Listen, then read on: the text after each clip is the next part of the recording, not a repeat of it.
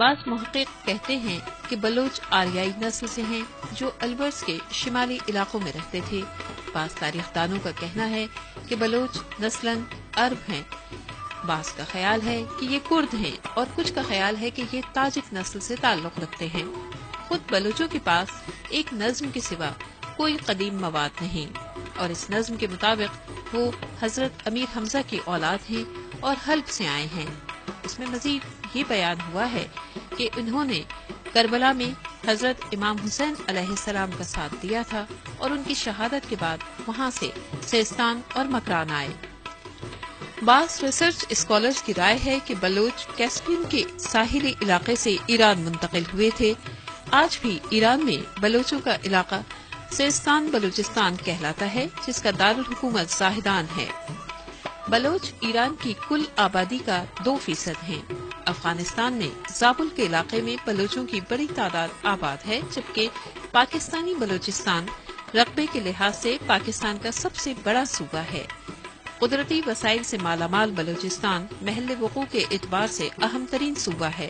اس کے شمال میں افغانستان، جنوب میں بحیرہ عرب اور مغرب میں ایران واقع ہے۔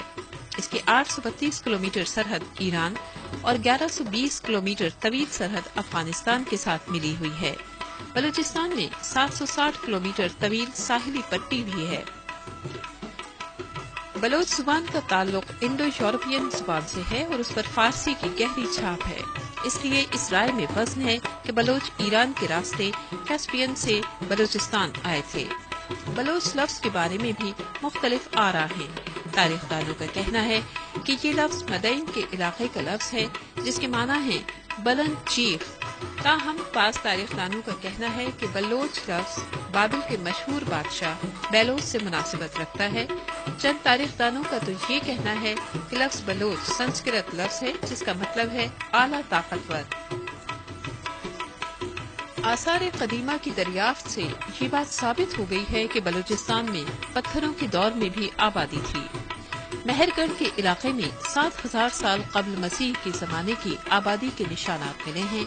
اسکندر اعظم کی فتح سے قبل بلوچستان کے علاقے پر ایران کی حکمرانی تھی اور قدیم دستاویزات کے مطابق یہ علاقہ ماکا کہلاتا تھا۔ 325 سال قبل مسیح اسکندر اعظم جب سندھو کی مہم کے بعد عراق میں بابل پر حملہ کرنے جا رہا تھا تو مکران سے گزرا تھا۔ پاکستان کے ساحل کا زیادہ تر حصہ بلوچستان کا ساحلی علاقہ ہے۔ قیام پاکستان کے وقت مشرق بنگال، سندھ، پنجاب اور صوبہ خیبر پختونخوا کی طرح برطانوی راج کا باقاعدہ حصہ نہیں تھا، بلکہ 1947 تک بلوچستان قلات، خاران، مکران اور لسبیلا کی ریاستوں پر مشتمل تھا، جن پر برطانوی ایجنٹ نگراں تھا۔ قلات ان میں سب سے بڑی ریاست تھی۔ اس کے حکمراں خان قلات میر احمد یار خان نے قیام پاکستان سے 2 روز قبل اپنی ریاست کی مکمل آزادی کا اعلان کیا تھا۔ تاہم بلوچستان کے پاکستان کے ساتھ جبری الحاق کے خلاف بلوچوں نے بغاوت کی اور مسلح جدوجہد کا اعلان کیا۔ 1958 کو جنرل ایوب خان نے ملک میں فوجی مارشل لا نافذ کر دیا اور کہا گیا کہ بلوچستان میں بغاوت ہو گئی ہے۔ بلوچ پہاڑوں پر نکل گئے۔ اس احتجاجی تحریک کے ایک سرکردہ رہنما سردار نوروز خان تھے۔ 1958 سے 1962 تک بلوچستان کی جنگ پہاڑوں میں لڑی جاتی رہی۔ بالآخر جنرل ایوب خان نے بلوچ رہنماؤں سے ایک معاہدہ کیا کہ اگر وہ ہتھیار ڈال دیں تو حکومت بلوچوں کے تمام مطالبات تسلیم کر لے گی۔ اس معاہدے کے تحت جب بلوچ پہاڑوں سے اترے تو انہیں گرفتار کیا گیا اور سزائیں دی گئیں۔ 7 رہنماؤں کو پھانسی دے دی گئی۔ اس واقعے کے فوراً بعد ایوب خان کے متعارف کردہ بنیادی جمہوری نظام کے تحت قومی اسمبلی کے لیے 1962 کے انتخابات ہوئے، جس میں سردار عطا اللہ مینگل، نواب خیر بخش مری اور دیگر بلوچ رہنما منتخب ہوئے۔ جنرل ایوب خان کی حکومت نے بلوچ منتخب رہنماؤں کو 1963 میں ایک بار پھر گرفتار کر لیا۔ ہزاروں کارکنوں کو بھی گرفتار کر کے مختلف جیلوں میں تشدد کا نشانہ بنایا گیا۔ جنرل ایوب خان کی جگہ لینے والے جنرل یحییٰ خان نے تمام بلوچ سیاسی اسیران کو رہا کر دیا۔